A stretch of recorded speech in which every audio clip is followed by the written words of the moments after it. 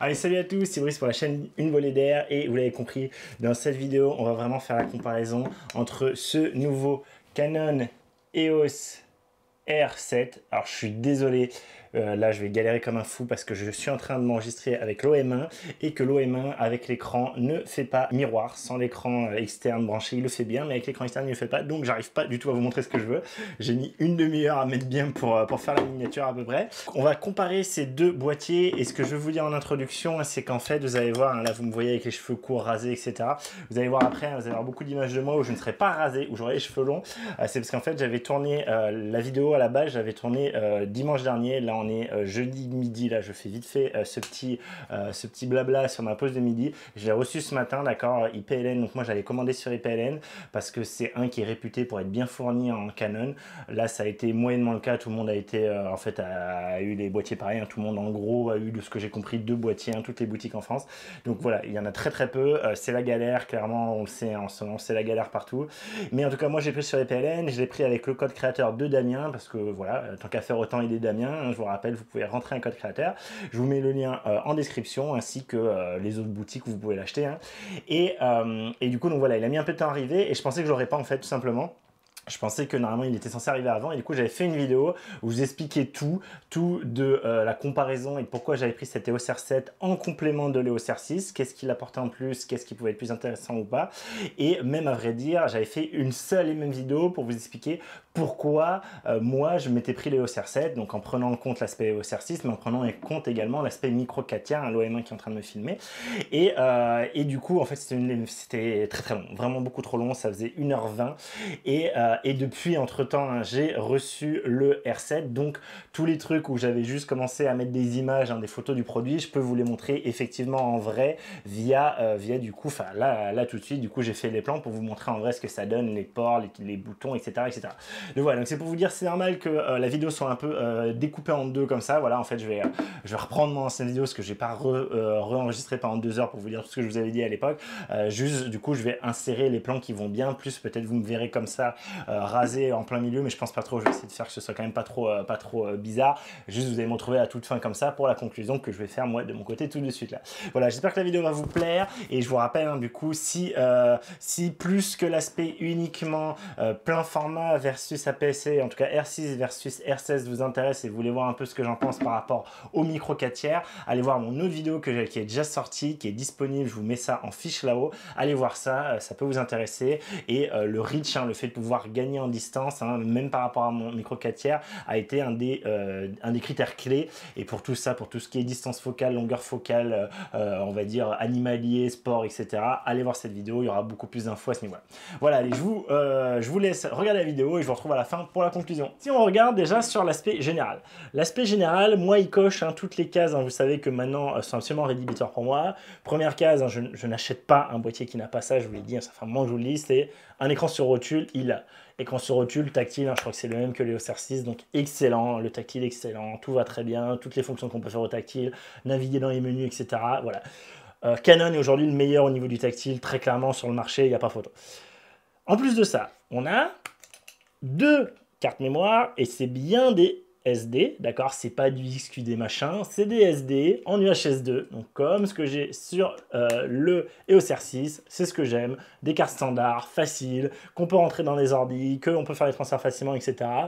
Et pas des cartes ultra chères, ultra compliquées, qui surchauffent, qui font chier, etc. On va avoir le joystick. Ok, ça c'est pareil, sur un boîtier si peu cher, ben, on s'y attendait pas forcément.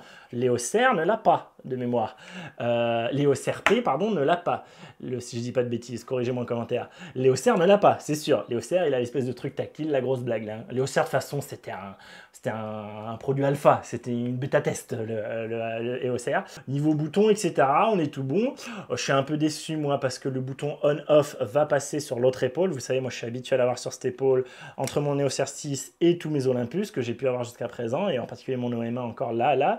Voilà, ça me fera devoir m'y habituer à le changer. L'avantage, c'est qu'effectivement, on l'a sous le pouce et on peut l'allumer et l'éteindre à une main. Ils ont mis aussi le mode vidéo qui est en fait du coup à gauche le off est à droite, au centre on passe en on, et donc on est en photo, et à gauche on arrive sur le mode vidéo et en fait on a vraiment le mode vidéo qui est distinct de tout l'aspect photo et on va avoir les menus dédiés etc. dans le mode général vidéo. On va pas avoir besoin de tourner la molette des modes pour aller dans le mode vidéo. Ça c'est plutôt intéressant aussi je trouve. Sur l'aspect port, on va bien avoir non seulement une prise micro, ce qui est normal comme les OCR10, mais également une prise casque. Alors moi je vous avoue que c'est pas un truc dont je me sers énormément. Si je m'en sers une fois dans l'année, c'est déjà le bout du monde. Mais c'est cool de l'avoir hein, sur un plus petit boîtier. Car oui, l'EOS R7, même s'il est vraiment pas du tout comparable à ce que par exemple fait Sony avec ses boîtiers APS-C, on n'est pas sur quelque chose de tout rikiki, tout compact. On est quand même sur quelque chose qui est plus petit, hein, très clairement. L'EOS R6, hein, clairement, on a le petit doigt qui est beaucoup plus limite en bas. Mais on a quand même une très bonne prise en main, une très bonne poignée aussi. Mais voilà, on est sur un boîtier qui est quand même un peu plus petit sur toutes ses dimensions en fait. Il est rétréci un peu de partout et ils ont quand même intégré, il n'y a pas de souci, on a bien tout ce qu'il faut où il faut. Alors sur ces prises, hein, déjà vous voyez qu'on a les caches hein, qui globalement ont été beaucoup plus travaillées avec une forme beaucoup plus précise hein, sur le R7 par rapport au R6 et que on a en particulier le cache de ce qui était avant sur le R6, à la fois la prise micro et la prise casque qui cette fois passe uniquement en prise micro. Vous voyez que tout en haut on a vraiment la prise micro qui a son cache dédié et en plus hein, cette prise a été encore un peu plus décalée vers le haut. C'est toujours un peu compliqué de le montrer en vidéo, mais je vous le dis, elle est encore un poil un peu plus haut. Et du coup, voilà, ça fait vraiment qu'on n'a aucune gêne au niveau de l'écran quand par exemple on se vlog et qu'on a un micro branché sur cette prise-là. Aucun souci. Vous voyez qu'après, on a eu une interversion. Du coup, la prise télécommande est au milieu maintenant quand la prise casque est tout en bas. Donc pourquoi pas. Hein, et pareil, elle est du coup indépendante. Hein, ces trois prises maintenant sont indépendantes. Et côté plus à l'arrière, on va avoir à nouveau du micro HDMI et de l'USB-C. Et par contre, l'USB-C ici est en bas et l'HDMI en haut, le micro HDMI en haut, ce qui moi est plus logique pour moi, c'est ce que j'ai sur mon OM1 et je pense que c'est ce que j'avais sur d'autres boîtiers avant aussi parce que à chaque fois que je dois brancher mon R6 à l'aveugle, typiquement quand j'étais en voyage là, en Californie quand j'étais dans la voiture et que je le branchais juste pour le recharger entre deux moments, et bien à chaque fois je me trompais de côté, j'essayais de le brancher en bas, donc dans la prise micro HDMI. Donc c'est très bien qu'elle soit passée en bas, je trouve ça beaucoup plus logique en tout cas personnellement. Le bouton MFN, le petit bouton, la molette, pareil c'est exactement le même emplacement. Le bouton REC qui du coup n'est plus tout à fait autonome mais est à peu près exactement à la même place, pas de souci. On a ce qui avant était le lock sur le R6 qui cette fois est décalé et à la place de ce qu'il y avait avant sur le lock sur le R6, on a un bouton ISO qui apparaît. On a un vrai EVF, un EVF beaucoup moins rikiki roudoudou que justement ce qu'on peut avoir chez Sony, c'est chez les A6000 et des bananes. Par contre quand même de ce que j'ai vu, c'est vrai que c'est ce que pas mal de testeurs l'ont reproché, il est quand même moins bon que ce que j'ai par exemple sur les OCR6 et je suis d'accord. Il est un peu moins gros, la résolution j'ai un peu de mal à juger comme ça sur un ou deux tests et dans l'ensemble j'ai un peu de mal à juger, mais clairement j'ai senti qu'il était moins confortable, moins agréable que les OCR6. Attention tout de même, il est moins agréable, etc. que les OCR6. Il reste beaucoup plus agréable que ce que j'ai sur mon OM1. J'ai fait beaucoup de choses entre les OCR6 et l'OM1 pendant mon voyage en Californie. J'ai souvent alterné, surtout là, en soir, surtout quand je faisais des timelapses, des choses comme ça. Et je peux vous dire qu'il n'y a pas photo. Le viseur de l'OCR6 est à des années-lumière de l'OM1. Et pourtant, le viseur de l'OM1 est à des années-lumière de l'OM1 Mark III. Donc voilà, c'est pour vous dire, c'est quand même très très bien par rapport à ce que d'autres marques font. Ok. Et autre chose aussi qu'on n'a pas par exemple sur le OCR6, c'est au niveau de la griffe flash, on a un connecteur, un peu comme ce que fait justement aussi Sony. Sur ces A1, sur ces A7 IV, je crois. Je sais plus trop, je suis plus trop exactement où on en est aujourd'hui. Mais on a en fait une espèce de, on a des connecteurs au niveau de la griffe flash, donc au fond de la griffe flash. Hein, là, ça vient se reposer au fond. Et du coup, on va pouvoir y mettre des accessoires. Et en particulier, hein, moi, je pense évidemment au micro. Ça va éviter d'avoir le micro avec un fil qui pendouille et qui va s'accrocher dans la petite trappe. Le seul petit regret que j'ai, c'est que ici sur l'R6, on a donc la molette avant ici à la verticale, la molette arrière ici à l'horizontale derrière et la troisième molette qui est en fait ici, d'accord, qui donc n'est pas cliquable, hein, qui juste est une molette mais qui permet d'avoir une troisième molette. Sur les OCR7, on va avoir que la molette avant et en fait une molette comme celle-là, comme celle qui est autour du bouton OK, au bouton 7 pardon, mais qui va être déportée en haut autour du joystick, d'accord. Et donc ça fait qu'on a une molette avant et une molette arrière qui va tourner du coup, qui est mise à la verticale et qui va tourner comme ça. Et du coup, il nous manque une troisième molette. une troisième molette. Est-ce que c'est rédhibitoire? Pour moi, pas du tout, parce qu'absolument tous les objectifs en RF ont la fameuse bague, hein, dont je vous ai déjà parlé, tout le monde vous parle, la bague qui est normalement est le plus avancée quand l'objectif n'est pas mal fait. Donc la bague la plus avancée qu'on peut du coup paramétrer dans les options. Donc vous voyez en plus l'écranter, on ne peut pas la décranter, hein, elle fait forcément clic clic clic, et qui du coup on va pouvoir mettre la fonction qu'on veut. Et moi dessus typiquement je mets l'ouverture, d'accord. Moi personnellement c'est mon choix, je mets la compensation d'exposition sur la molette arrière parce que j'étais habitué à ça avec mes Sony. À l'avant c'est du coup le truc, ça va être du coup la vitesse d'obturation, et ça va être du coup mon ouverture. Okay, donc voilà, donc ça, vu qu'on a de façon dans tous les cas avec les objectifs RF, on a dans tous les cas la bague personnalisable. Pour moi, c'est pas un problème. C'est pas un problème, même si évidemment, hein, avoir une molette en plus, ça fait jamais de mal à personne. Donc voilà, ça permet entre autres, hein, moi ici par exemple, je le mets sur les ISO. Okay, donc voilà, ceci étant, à côté de ça, le boîtier en lui-même va être un R6 plus petit, avec rien qui manque en fait, avec grosso modo rien qui manque. Donc bien joué Canon vraiment. Et à côté de ça, si on regarde sur ces fonctionnalités justement, je vous parlais de vidéo. En vidéo, voilà, un des trucs qui va permettre, c'est contrairement à l'EOS R6, il va pouvoir filmer à l'infini. Pas à l'infini, alors je crois qu'il donne 4h50, je crois, je vous l'avais dit dans ma news, 4h50 en 4K 60 fps. Donc déjà, pour commencer, il va bien filmer en 4K 60 fps sans crop. Coucou la 7.4. Donc il va bien filmer en 4K 60 fps sans crop, sans limite d'enregistrement, sans surchauffe. On n'a pas de 4K 120, je crois qu'on a de la 1080-120, en tout cas de la 4K 60, de la 4K 24, 30 et compagnie, sans aucun problème, aucune limite d'enregistrement. Je crois que pareil, Damien, il a essayé de le faire surchauffer, il a fait regarder la télé pendant 3 heures, je crois il a dit 3 ou 4 heures, il n'a pas réussi, il a dit bon, il surchauffe pas quoi, carrément il surchauffe pas, il a arrêté parce qu'il avait d'autres tests à faire et qu'il n'avait pas le temps. Mais donc voilà, je me fais aucun doute là-dessus. L'EOS R6 a des problèmes de surchauffe, moi j'ai jamais eu trop de problèmes parce que je m'en sers pas pour tourner mes vidéos comme ça, mais effectivement je sais que là, typiquement en ce moment, comme je vous ai dit, ma porte ouverte parce qu'il fait chaud, ça serait compliqué. Au bout de 10, 15 minutes, 20 minutes, en 4K, 24 fps, je risquerais d'avoir le témoin, devoir l'éteindre pour laisser refroidir, etc. Là, avec du coup l'EOS R7, je vais plus avoir ce problème-là. Et surtout, une des raisons pourquoi je n'utilise pas ce truc-là pour me filmer, une autre des raisons, c'est que, comme je vous l'ai dit, je vous rappelle, j'ai fait une vidéo qui s'appelle Canon EOS R6, le pire boîtier en vidéo. Et c'est un titre un peu putaclic, certes, mais je continue à le penser. Et une des raisons de pourquoi je le pense, c'est parce que ce truc-là est juste du pur et simple Canon Triple Hammer, du tirage de balles dans le pied, auto-tirage de balles dans le pied, juste pour segmenter les gammes, pour bien faire chez les clients et les forcer à mettre plus de thunes pour acheter l'EOS R5.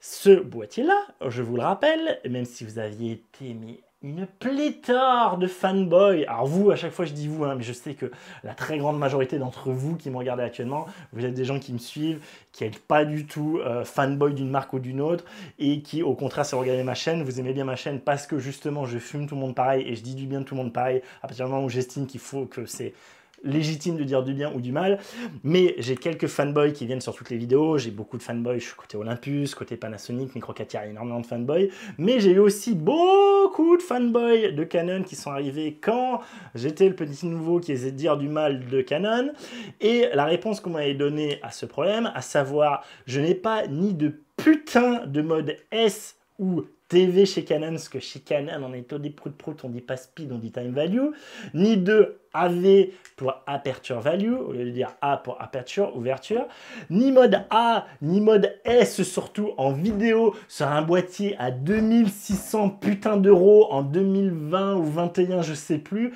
C'était un putain de scandale, ça l'est toujours aujourd'hui. Ils n'ont toujours pas fait une mise à jour sur ça. Vous avez été, il y en a eu certains qui m'ont dit, t'inquiète pas, ils vont faire une mise à jour, c'est pas possible qu'il y ait ça comme ça, c'est trop con. Et beaucoup d'autres qui défendaient Canon, parmi ceux qui défendaient Canon, en me disant, je pense que vous vous fourvoyez, cet appareil n'est pas un appareil pour faire des vidéos, mais c'est un appareil photo. Pour faire des vidéos, il faut utiliser un caméscope. Ok, très bien. Donc moi j'aurais rétorqué, donc vous avec votre smartphone, vous faites que appeler et envoyer des SMS. Vous ne prenez pas de photos, vous n'envoyez pas de mails, vous surfez pas sur Internet, vous n'utilisez pas de GPS, vous n'utilisez pas de carte, vous n'écoutez pas de musique, vous regardez pas de films, vous n'achetez pas de choses, vous etc etc etc etc de putain d'etc.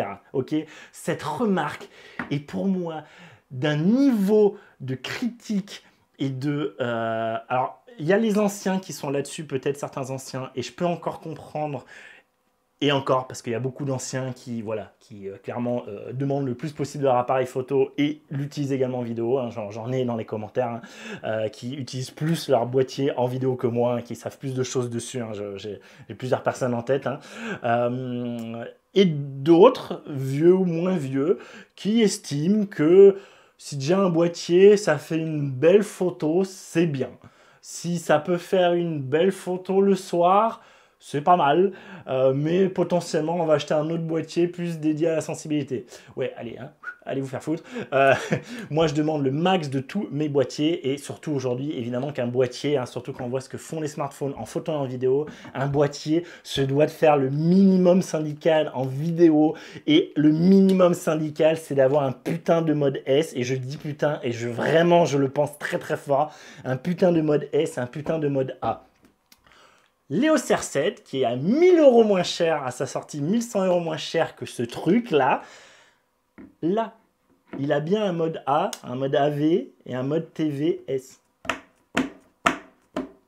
Pourquoi? Parce qu'à l'époque, Canon était encore dans sa logique, on segmentarise, on fait des gammes différentes, on fait les fils de flûte, hein, soyons très clairs, c'est vraiment juste de la fils de flûterie qu'ils ont fait avec l'EOS R6, et je ne sais pas trop pourquoi, mais je vous l'ai dit, hein, je vous l'ai déjà mentionné dans plusieurs vidéos. Hein, je crois quand j'avais parlé de l'EOS R3, quand j'avais pu l'avoir en main rapidement avec Damien, je vous avais dit, eh bien ça va mieux. Je trouve que Canon a l'air de moins en moins de faire du cripple hammer, a l'air de plus en plus de vouloir mettre un peu tout dans ses boîtiers et moins prendre les clients pour des jambons et pour des pigeons. Et clairement sur l'EOS R7, hein, c'est tout l'inverse de l'habitude du cripple hammer de Canon, et en particulier tout l'inverse de ce qu'ils ont pu faire niveau vidéo sur l'EOS R6. C'est-à-dire, ils ont pris tout ce qu'ils savaient faire et l'ont mis dedans. Ok, tout ce qui était physiquement et technologiquement faisable de faire par rapport à la taille du boîtier, par rapport au processeur dedans, etc. Ils l'ont foutu dedans et donc il n'y a pas de limite. Et donc en particulier, en fait, on a, hein, grosso modo, on a le processeur du R3 dans l'EOS R7. Ok, c'est hallucinant, c'est vraiment hallucinant. Donc tout ce que je vous ai dit en vidéo, c'est vrai, d'accord? Donc, pas de surchauffe, pas de limite d'enregistrement, de la 4K 60 fps sans crop. Et à côté de ça, l'autofocus qui va être un autofocus, et Damien l'a vérifié, d'EOS R3 et non d'EOS R6. Sachant que l'EOS R6 a déjà un des meilleurs autofocus du marché. Quand on faisait les tests, quand on comparait, quand on faisait les tests du Z9, si je dis pas de bêtises, du Nikon Z9, j'ai pu aider Damien, j'étais allé aider Damien donc au Pont de Go, j'avais pu du coup utiliser un peu le Z9, j'avais quand même été très impressionné par Nikon qui revient clairement dans la course pour moi, mais on avait été tous les deux ultra impressionné quand on faisait les comparaisons avec les différents boîtiers, avec les Sony, avec le A1, avec du coup le Z9, avec les EOS R3 je crois on avait à ce moment-là, ou le R5 et le EOS R6, on était impressionné comme l'EOS R6 se défendait bien par rapport à tous ces mastodontes, par rapport à tous ces boîtiers vraiment ultra haut de gamme qui étaient plutôt sur du 4000, 5000 €, d'accord, là 2500 €, 2600 € à sa sortie, ok. Donc déjà lui a un excellent autofocus et on passe, on step up encore plus le game sur l'EOS R7. Ça c'est assez fou, Canon a un peu changé son fusil d'épaule, je pense qu'ils veulent vraiment essayer de rapprocher le plus de clients possible, qu'ils veulent vraiment essayer du coup d'un peu avoir avec cette R7 et cette R10 surtout, ce qu'ils avaient un peu commencé avec l'RP, c'est-à-dire avoir une entrée de gamme pour faire venir les gens. Je pense vraiment que d'ailleurs s'ils ont choisi ces noms-là, hein, pour moi c'est aberrant de les appeler, hein, d'avoir un R7 hein, qui arrive juste après le R6. Hein. On a un R3, R5, R6, R7 qui est un APS-C et R10 qui est un APS-C. Alors que moi j'aurais bien vu que du coup, bah, si tu passes en APS-C, ça fait R avec des dizaines, vous voyez, comme Sony c'est tout à fait compréhensible. Tout ce qui est A7, A1, A9, A machin, c'est du plein format. Tout ce qui est A6000, A7000, A bidule, c'est de l'APS-C. Ça se comprend bien, il y a 4 chiffres, c'est APS-C, il y a un chiffre, c'est de plein format. Là non, il y a un chiffre, ça peut être de l'APS-C. Mais à mon avis, c'est marketing et c'est stratégique de la part de Canon. À mon avis, Canon veut étaler sa gamme, donc ça va aller du R1 qu'on sait va être le big boss absolu, ok. R1, certainement qu'à terme, dans un futur éloigné, il y aura un R2. Le R3 qu'on connaît, le R3, gros boîtier, gros grip, plutôt pour les sportifs, très forte réactivité, très bon autofocus, pas beaucoup de mégapixels.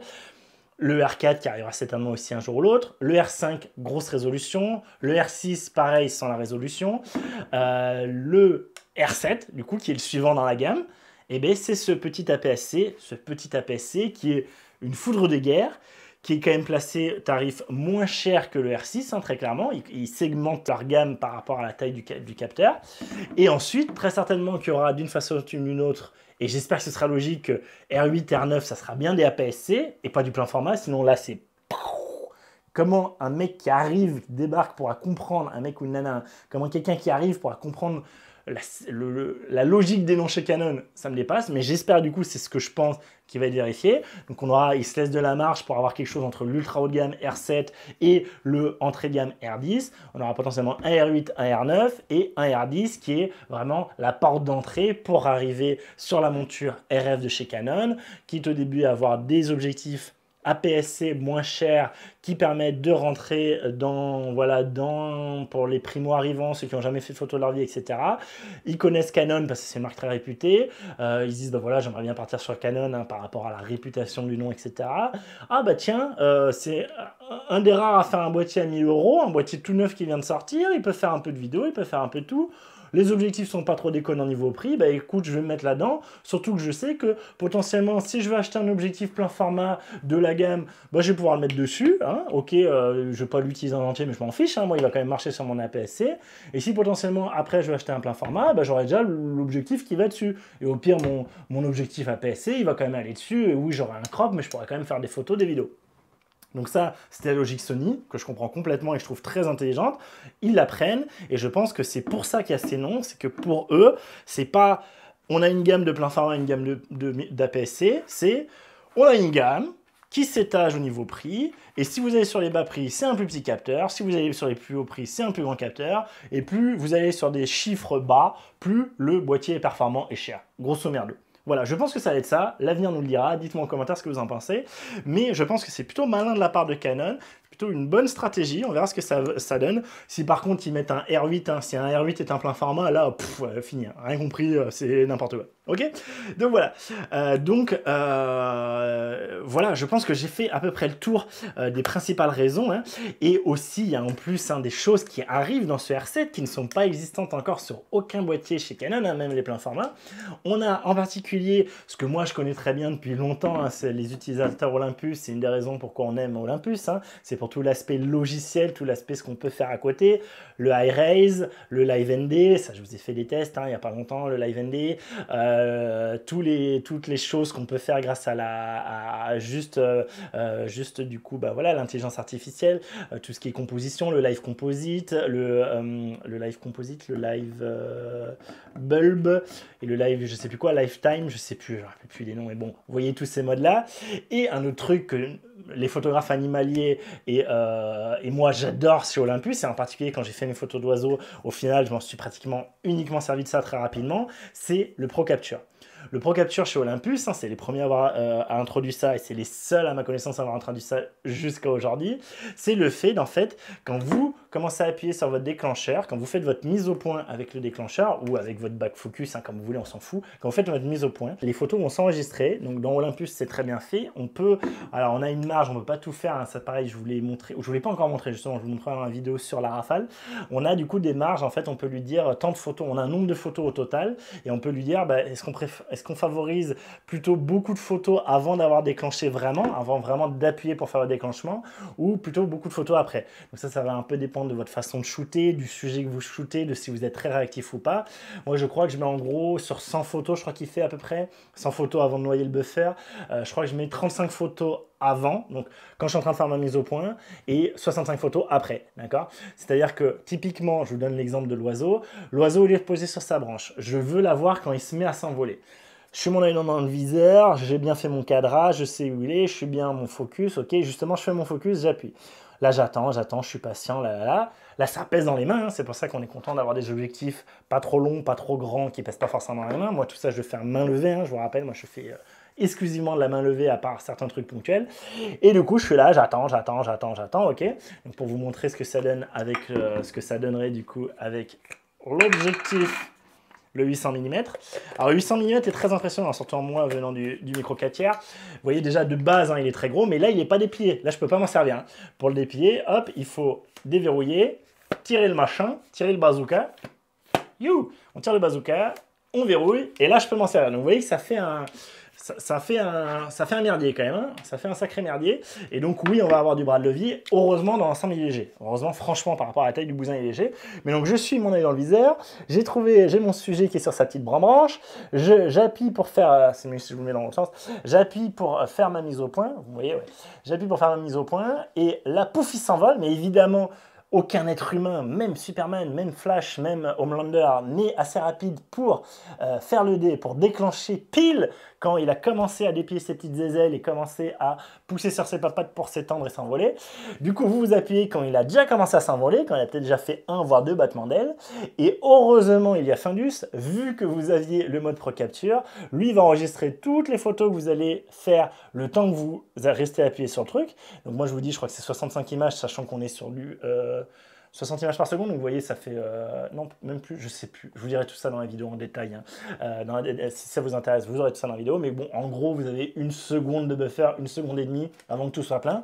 Mais donc, pour le coup, vous allez avoir dans 7 secondes à la fois tout le moment que vous aurez eu seulement avec aujourd'hui, par exemple, un R6. Moi, j'aurais eu que quand il aurait commencé à avoir son deuxième battement d'aile et la suite. Alors que là, avec le mode Pro Capture, vous avez également tout ce qu'il y avait avant, les 35 photos avant. Et à vous de jouer si vous mettez plus ou moins de photos, etc., en fonction de votre rafale, de votre fréquence d'image, de votre sujet, comme je vous ai dit, etc., etc., etc. Mais donc ça, vous comprenez bien l'intérêt. C'est qu'au lieu de rater le moment opportun qu'on attend, on est sûr d'avoir le moment opportun qu'on attend et d'avoir ce petit détail magnifique, sachant qu'en plus, la rafale annoncée est complètement folle. Damien l'a vérifié. Alors pareil, je dois reprendre la fiche, hein, parce que je ne l'ai pas en tête. Hein, vous savez, il y a tellement de trucs. Je ne l'ai pas en tête, je sais que c'est excellent. On a une rafale à 15 images secondes en mécanique et 30 images secondes avec électronique. Donc c'est quand même pas mal. Alors Damien disait que le problème, c'est que... le buffer se remplit quand même assez vite et que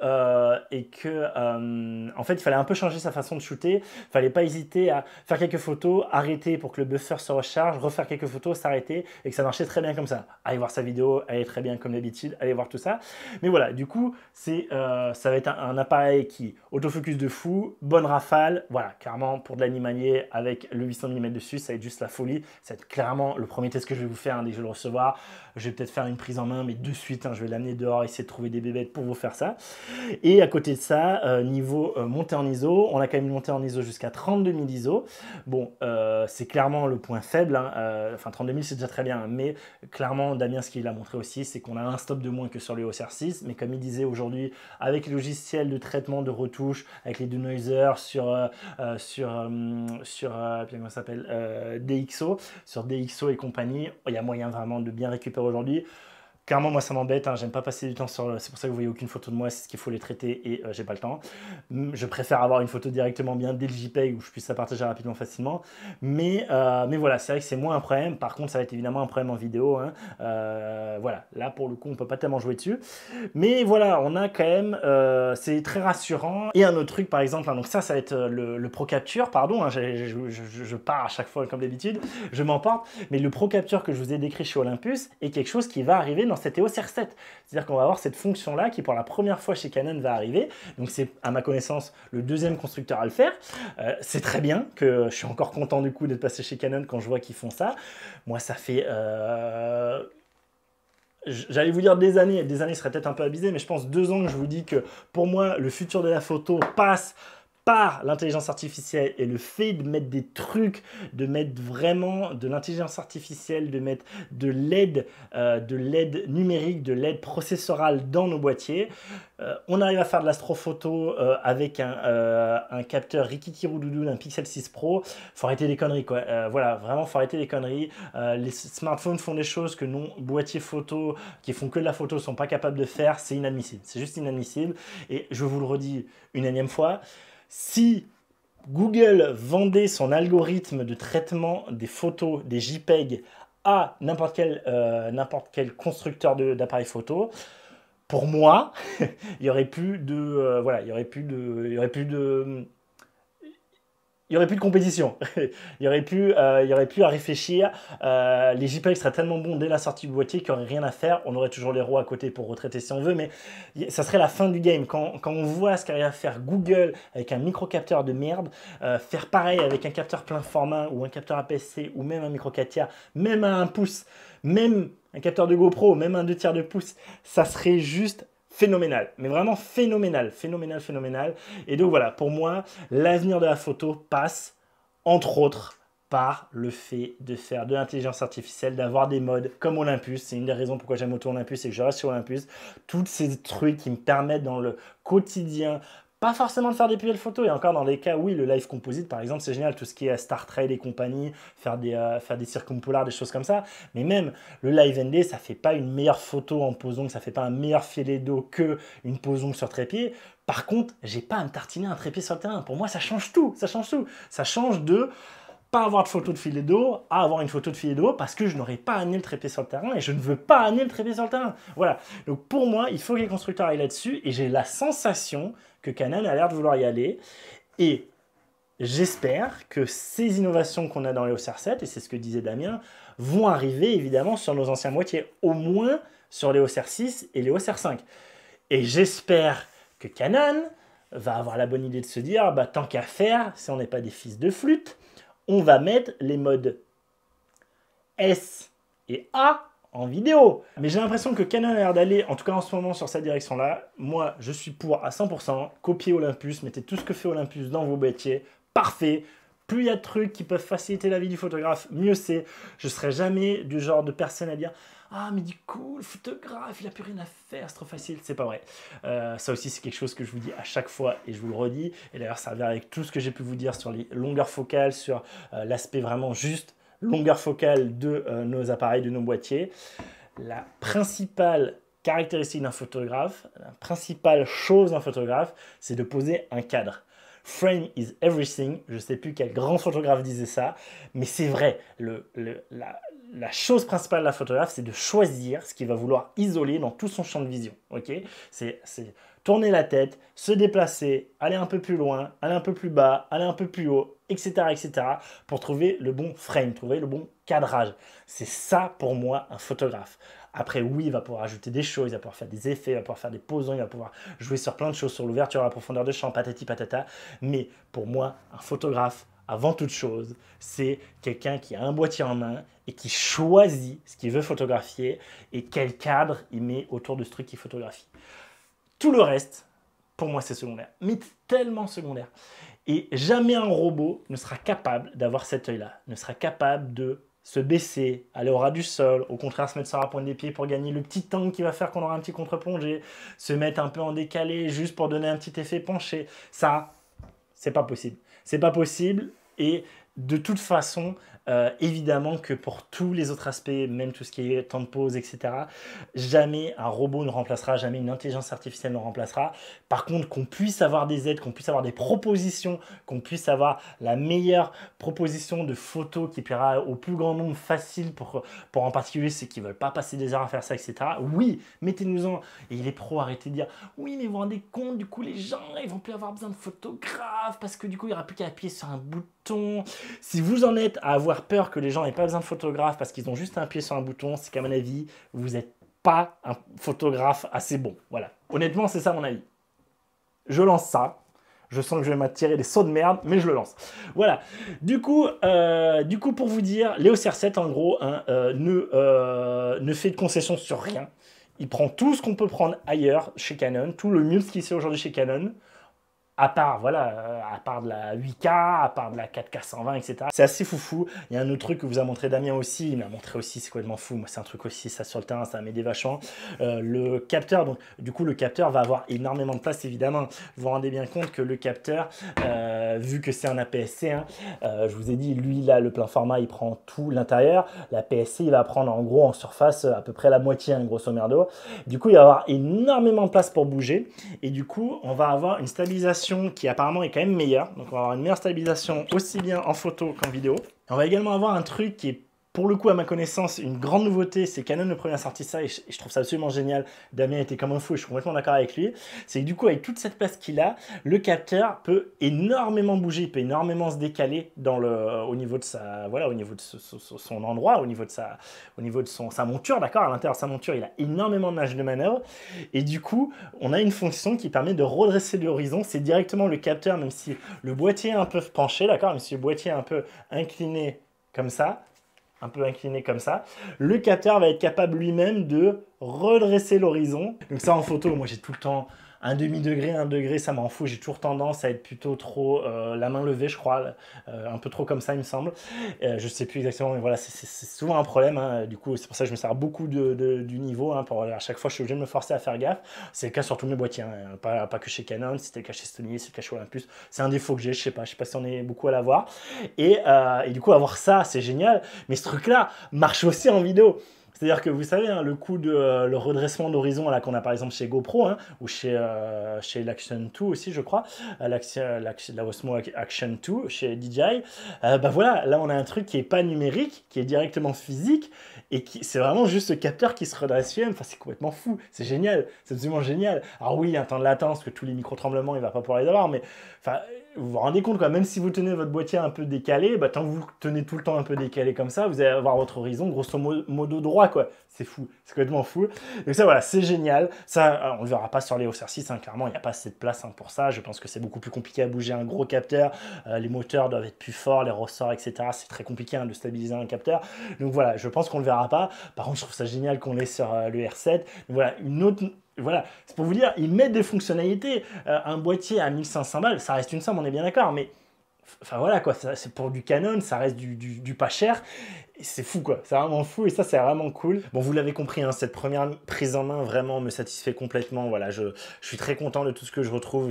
Si je l'ai pris, c'est que je savais qu'il m'intéressait, hein, avec tout ce que m'avait dit Damien, la petite prise en main que j'avais pu faire avec lui. Voilà, maintenant, va falloir confirmer tout ça sur le terrain avec des vrais tests. Je vais en particulier très vite, hein, très rapidement, là, dès que j'aurai un peu de temps, l'amener sur le terrain pour essayer de faire les photographies d'oiseaux avec le 800 mm, ce que j'avais pu faire avec l'OM1, et voilà, et un peu faire ces comparaisons-là, voir si c'est plus facile, si vraiment le reach, ça change énormément de passer de 800 à 1240 mm équivalent, hein, de mémoire. Du coup, voilà, il y a pas mal de choses à ce niveau-là, vérifier que l'autofocus marche bien, bon, j'ai aucun doute là-dessus, mais voilà. Et donc, il va y avoir ça. Du coup, à ce moment-là, j'essaierai de le comparer certainement un peu à l'OM1.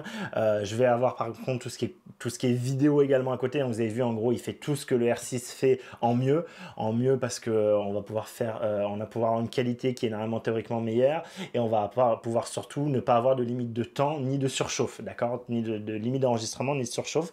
Donc voilà, ça pareil, je vais le tester, ça va devenir mon boîtier qui va me filmer, hein. Là tout de suite c'était le M1 parce que le M1 Mark III est parti, hein, je vous l'ai dit normalement dans la vidéo, ça y est, il est vendu, et du coup c'est une tannée, hein, le fait que je sois en miroir, que je sois pas en miroir, c'est catastrophique, ça m'insupporte. Du coup, lui va devenir mon boîtier principal qui me filme, hein, et certainement, lui sera le boîtier qui filme par au-dessus, d'accord. Et du coup, le M1, ça suit qui me filmera quand je suis en rando, etc., etc. Donc voilà, donc beaucoup de tests à venir, également les montées en ISO, voilà, tous les différents modes, les personnalisations des touches que j'ai pu faire, tout ça, ça viendra dans des futures vidéos. N'hésitez pas, vous, à me dire en commentaire si vous avez déjà quelque chose en tête, ce que vous voudriez que je fasse, hein, que ce soit juste sur cet R7, mais également peut-être en comparaison avec le R6, hein, ou en comparaison avec l'OM1, tout ça, dites-moi en commentaire. Dites-moi aussi évidemment si je me suis trompé, si j'ai fait une approximation. Comme d'habitude, la section commentaire est là pour ça. Et moi, il ne me reste plus qu'à vous remercier d'avoir regardé cette vidéo, à vous dire bah, de ne pas hésiter à la liker, la partager, hein. Ça me montre que cette vidéo vous intéresse et qu'il faut continuer. N'hésitez pas, et plus généralement, à vous abonner à la chaîne dans cette idée de mettre en avant la chaîne et de me montrer que ça vous intéresse. Et également, hein, n'hésitez pas à vous abonner et activer les notifications pour ne rien rater sur toutes les futures vidéos dont je vous ai parlé, qui vont arriver très prochainement sur l'EOS R7. Voilà, moi d'ici là, je vous souhaite de faire de belles photos, de belles vidéos, de profiter des beaux jours, des vacances qui arrivent pour faire plein de photos, plein de vidéos et bien vous amuser. Allez, à la prochaine, tout ça, salut. Ouh.